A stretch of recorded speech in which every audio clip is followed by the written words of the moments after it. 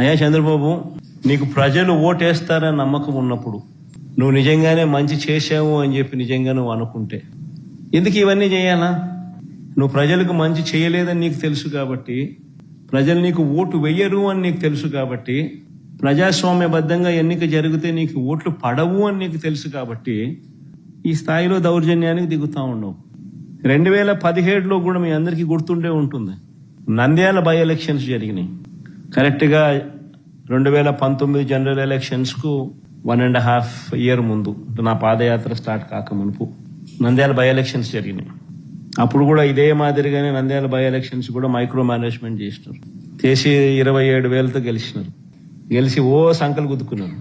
27,000 గెలిచినా వైఎస్ఆర్సీపీ పని అయిపోయింది, తెలుగుదేశం పార్టీ బాయింట్గా ఉంది, బ్రహ్మాండంగా ఉంది అని అందరితో నన్ను తిట్టించినారు, వైఎస్ఆర్సీపీని తిట్టించినారు, తెలుగుదేశం పార్టీ బ్రహ్మాండంగా ఉందన్నారు.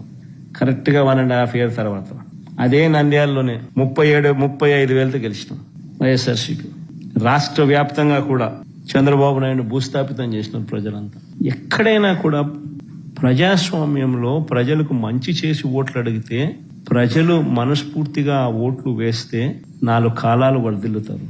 ఈ ఆదిరిగా దౌర్జన్యాలు చేస్తే ఆ దౌర్జన్యాలంతా కూడా టెంపరీగా మీకు ఏదైనా ఉపయోగపడతాయేమో కానీ చివరికి వచ్చేసరికి కన్ను మూసుకొని కళ్ళు తెరిచేసరికి 1.5 year అయిపోయింది. అప్పుడే కన్ను మూసుకొని కళ్ళు తెరిచేసరికి మరో 3 ఏళ్ళు కూడా అయిపోతాయి.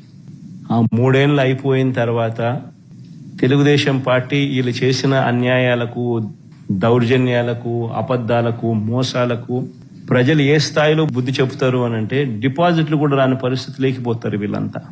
ఇది వాస్తవం.